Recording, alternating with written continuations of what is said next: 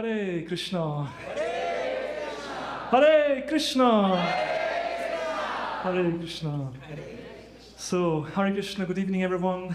Most welcome to our Bhakti Retreat 2026. We are very, very happy to have all of you here, and of course we are especially very grateful to have our special guest of honors with us. His name is Sacinandana Maharaj.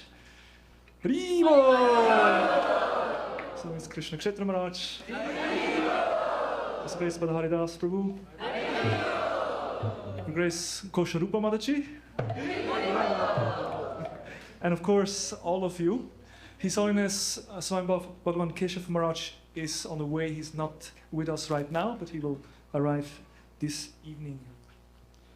So, yeah, we'd like to welcome you all. Welcome you to this beautiful, wonderful place. Welcome to the Swiss mountains. Welcome to this community, this Bhakti retreat.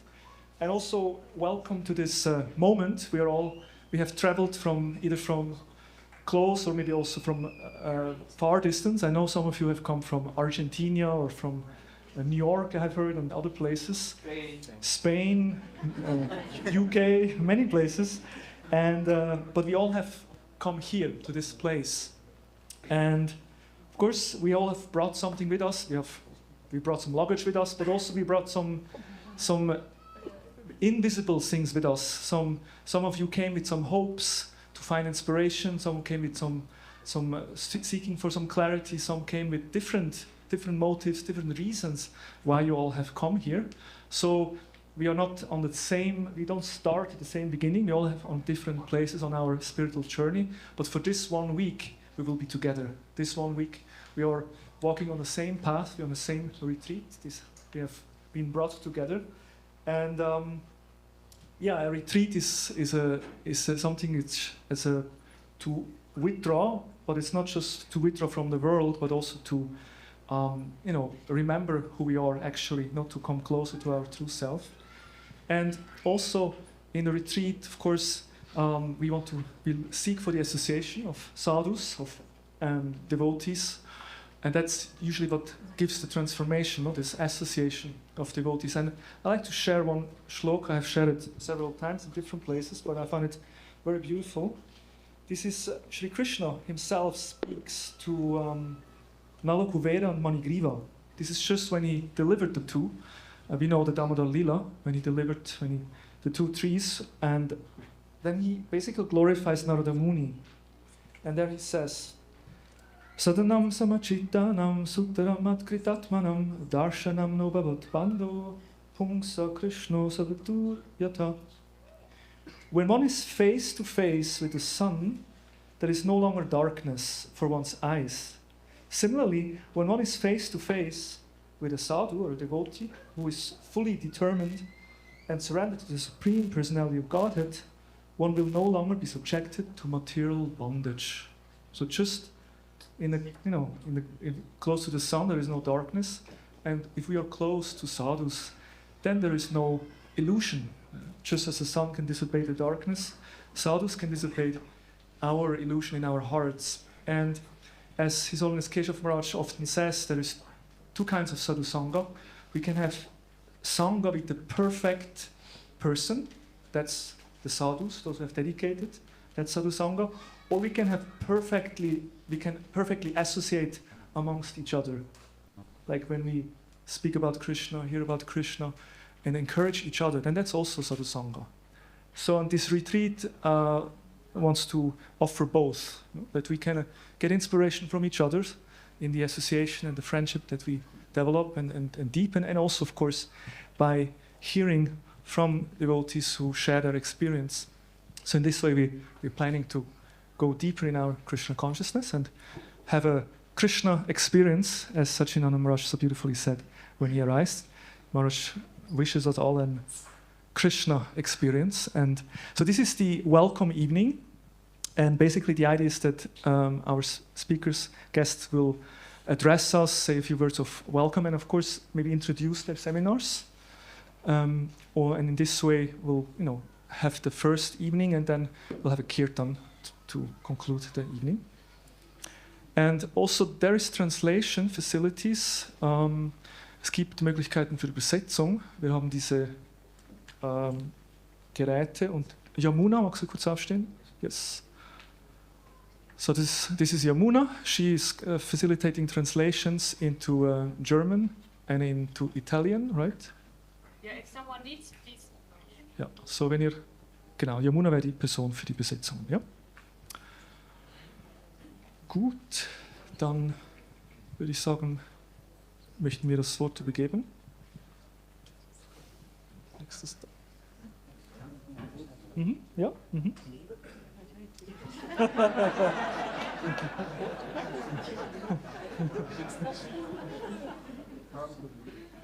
Thank you very much.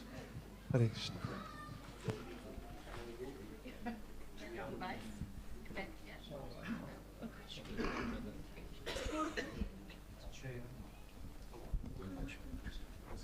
Hare Krishna.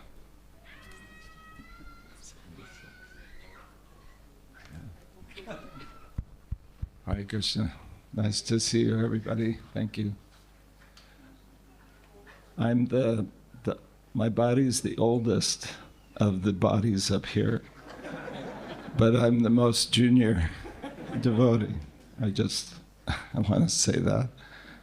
I always see these devotees as my esteemed seniors and want to hear from them, and somehow or other, here I am. So I'm going to, in the evenings, we're going to sing some bhajans, and we'll have kirtan. I'm also involving some other devotees in singing kirtan. So you can, after a day of philosophy, you can come here in the evening and we can bathe our hearts in the wonderful words of Narottam Das Thakur and others. I've been reading an article lately that I read in, what's it called, Katamrita Bindu, Madhavananda's.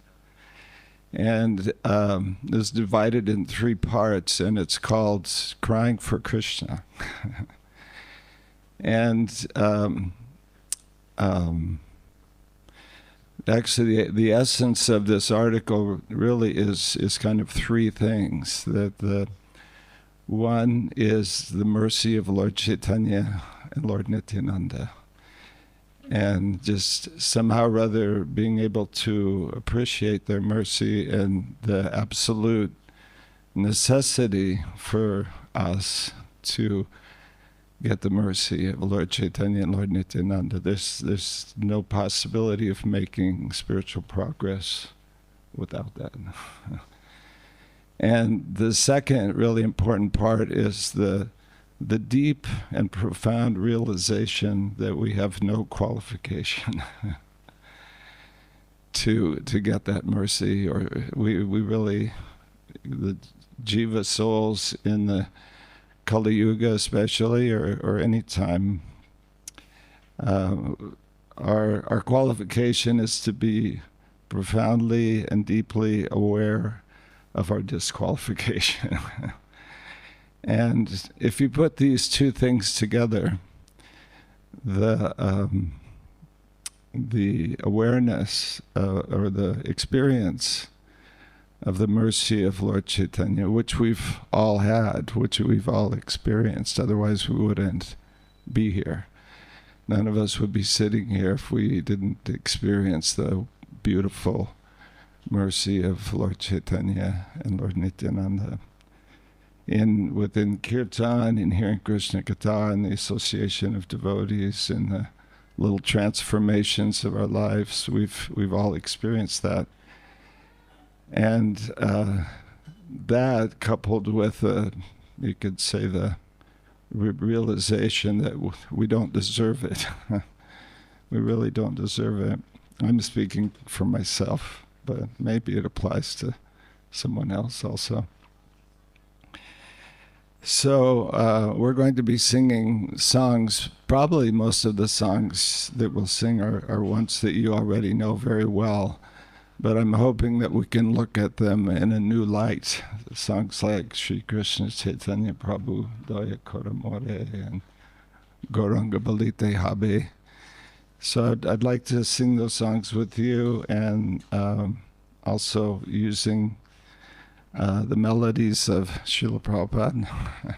Srila Prabhupada sang these songs in such a wonderful way. He sang them. It wasn't like he sang line 1, line 2, line 3, that he just went through it, but he would repeatedly sing the songs in such a way that he's really chewing on each word, I can say, singing certain words again and again, and experiencing deeply the meanings of these songs, and calling for the mercy of Lord Chaitanya and Lord Nityananda. So I don't know how successful I'll be, but this is my intention in bringing these songs to you, and I hope you'll have a wonderful experience. Hare Krishna.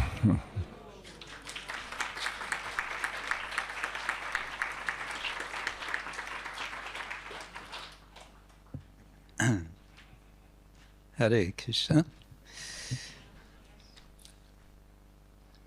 Vancha kalpatarubhyascha kripa sindhubhyabhacha patitanam pavanebhyo vaishnavebhyo namo namaha. So I feel, I have to say, mixed feelings of a kind of thrill to be back here, a certain amount of tribulation, because as we heard from Krishna Prema Rupa Prabhu, you all come with different expectations.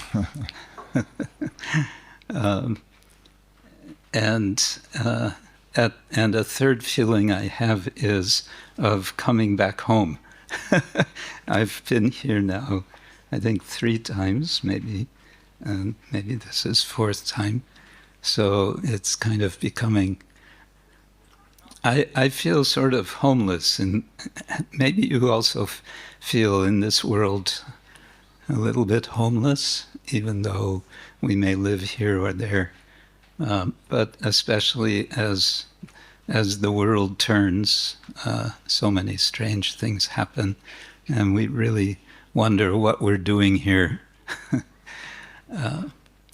So it's nice to be here with all of you, and I look forward to having nice exchanges with all of you.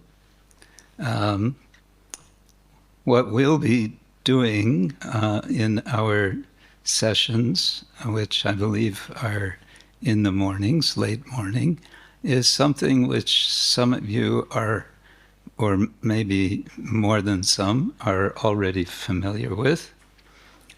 We call it yoga, the art of play, instead of yoga, the art of work, which is what Krishna speaks of in Bhagavad Gita. We're daring to make a small adjustment to what he says in the 2nd chapter. And partly I feel inspired to do this by our surroundings, where we are. I just came from the flatlands of northern Serbia. Everything there is completely flat.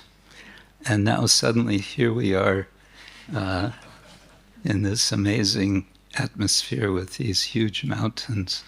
As I came up, I was thinking it's like each of these mountains are demigods. We wonder, do the demigods really exist? Well, just have a look at the mountains and you'll be perhaps more convinced. So a point I want to make with this is sometimes we think our thinking and our horizons of possibility are kind of two-dimensional. So just like you have a piece of paper and you make some diagram on it, it's two-dimensional. And there's a tendency we have in general in conditioned life to think and even feel two-dimensionally.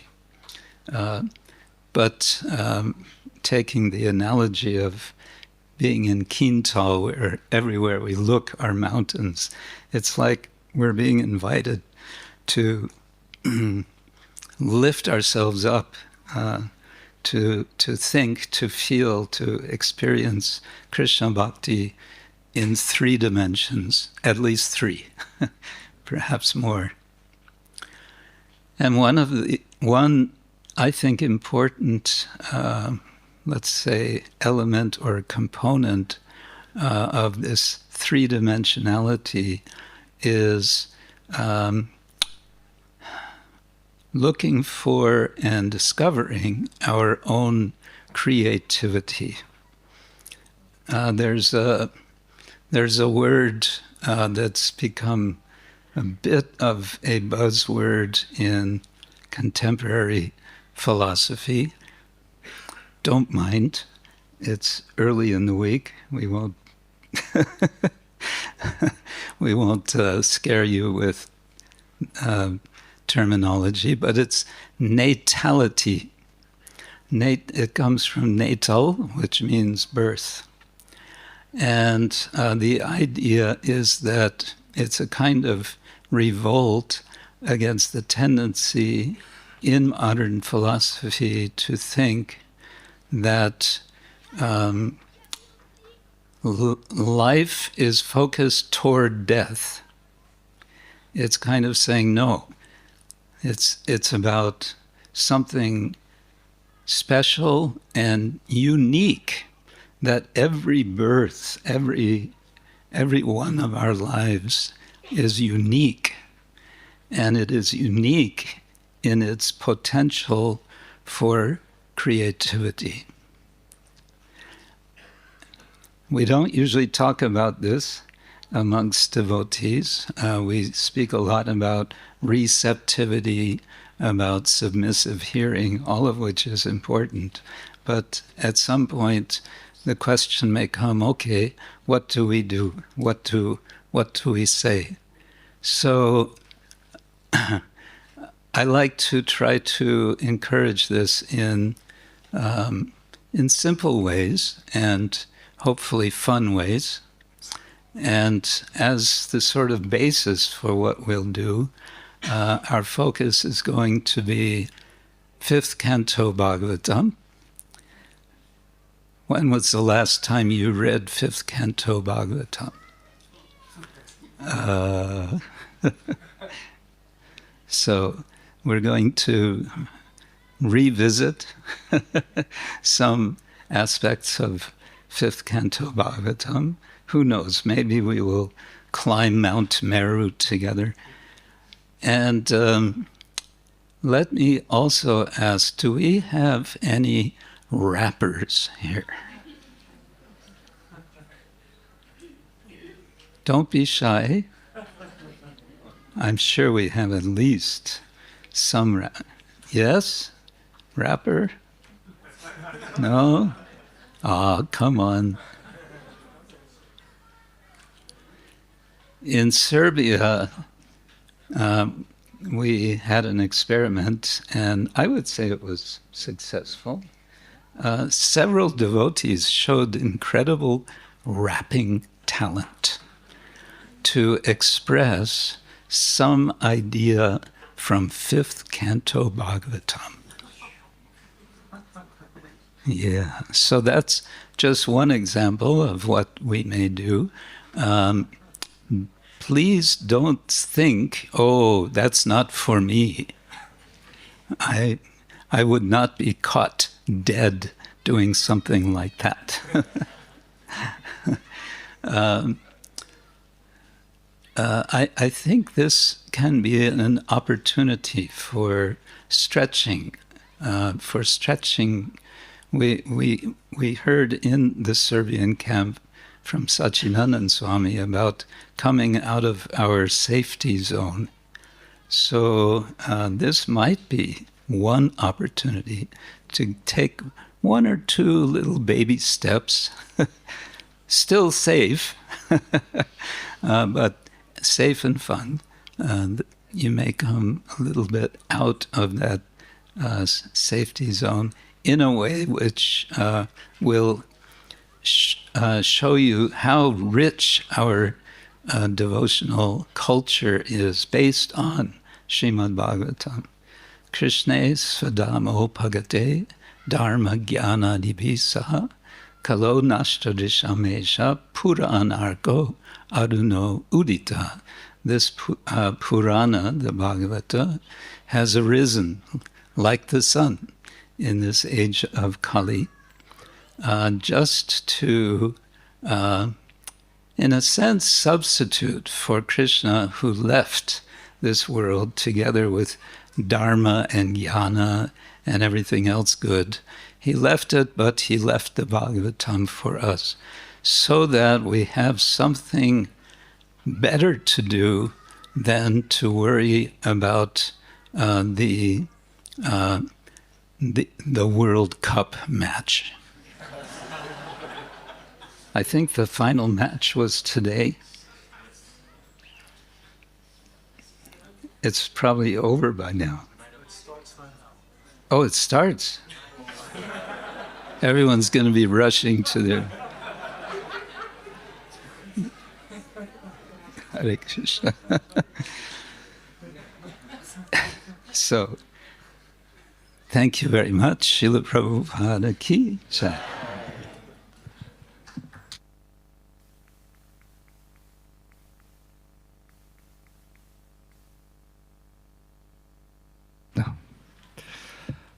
Hare Krishna. So first of all, I want to thank you very much for coming.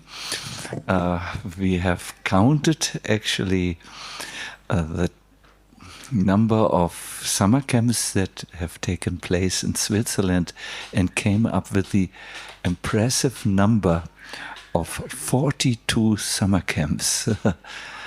I'm not sure, either you are now on the 42nd summer camp or it's the 43rd. Anyways, numbers, when they reach a certain height, they don't mean so much. You just say it's a lot. So thank you all very much for coming, and thank you all for bringing some eagerness for Bhakti, for deepening your Bhakti with you. It is very, very special when people with the same mindset come together and celebrate something. I believe that I'm not an expert in football, but I heard when many fans come together and there is some goals are shot, then the atmosphere in the stadium is almost electrified, no? And there are tears and joy and childbirths and deaths, and so much emotional excitement is there when many people can come together and experience something. There is a Sanskrit word for this, which at the moment I only know in English. It's the equalization of emotions. All feel the same. So that is possible when like-minded people assemble. And here, yes, a rare opportunity is created by so many like-minded persons who do come together with the explicit idea to deepen their bhakti, and we can help each other. And I believe last year we could see Bada-Hari Prabhu. Perhaps you remember when we were all singing in the evening. There was really so much yeah, tears and joy was there. I didn't see childbirths, but there was a lot of spiritual excitement, no? And devotees who were ancient and old were dancing like young devatas and so on. So yes, so thank you very much for coming, and I believe that as we are entering the retreat and we find, so to say, our rhythm, and we find our appreciation, and we find that our bhakti perhaps blossoms, there will be this atmosphere which comes when the emotions of people equalize, or they are similar at least for some time, and then a heightened is the English word, spiritual realization is possible. That's a very important point of the rasa theory, this understanding of tuning into each other and building an atmosphere. I want to introduce my seminar now to you, but before, I would like to see if we can just calm down, arrive totally in the space here by singing for only 3 minutes or so some kirtan. The last time we sang this kirtan was when we were on boats on the sacred river Jamuna. And let's drift down the Yamuna with this melody.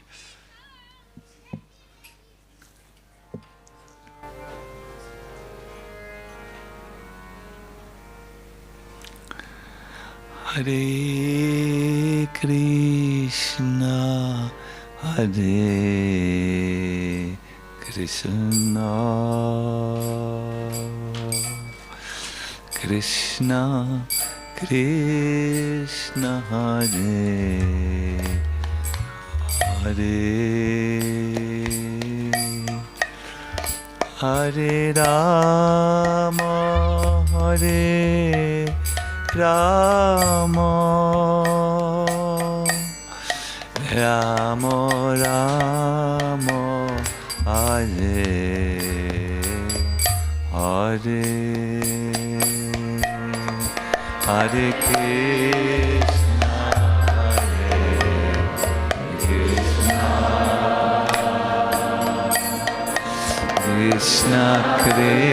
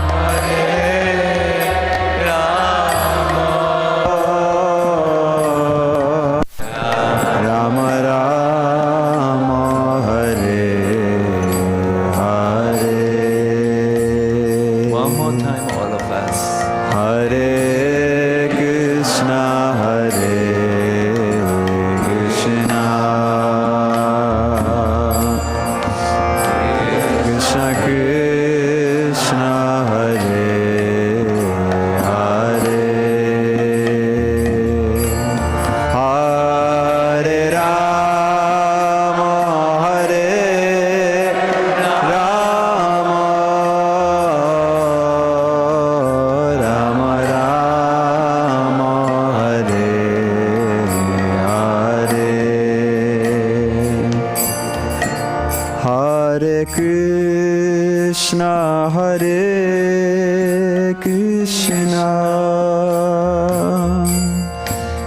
Krishna Krishna Hare Hare,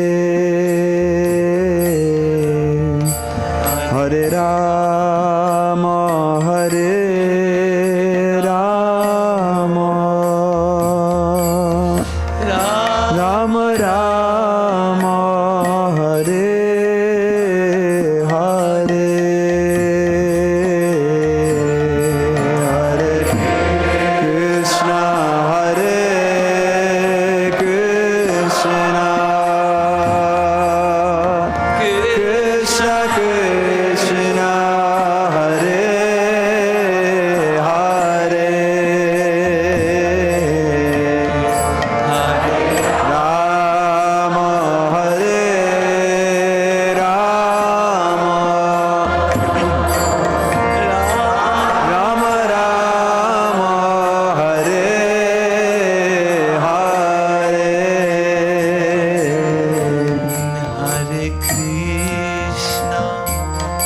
Hare Krishna, Krishna Krishna, Hare Hare, Hare Rama, Hare Rama, Rama Rama, Hare Hare, Hare Krishna, Hare Krishna, Krishna Krishna, Hare Hare, Hare Rama, Hare Rama, Rama Rama, Hare Hare, Hare Krishna, Hare Krishna, Krishna Krishna, Hare Hare, Hare Rama, Hare Rama, Rama Rama, Hare Hare, Hare Krishna, Hare Krishna, Krishna Krishna, Hare Hare, Hare Rama, Hare Rama, Rama Rama, Hare Hare, Hare Krishna, Hare Krishna, Krishna Krishna, Hare Hare, Hare Rama, Hare Rama,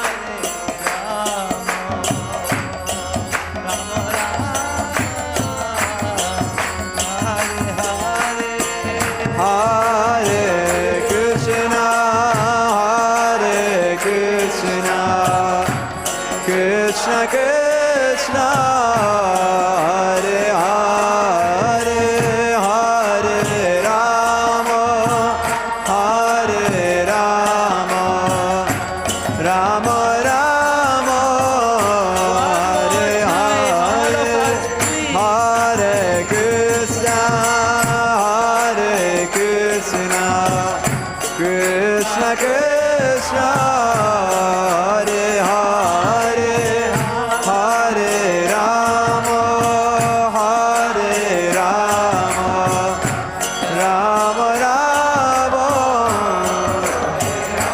Jaya Prabhupada, Prabhupada,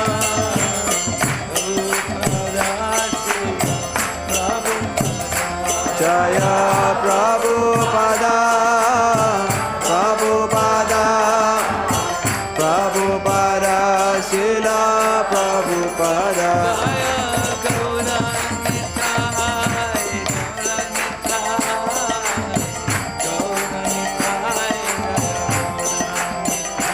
Jaya Gauranitai, Gauranitai, Gauranitai, Jaya Gauranitai.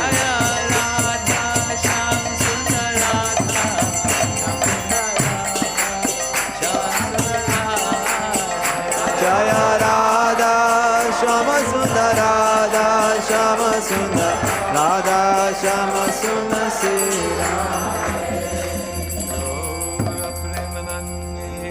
Hare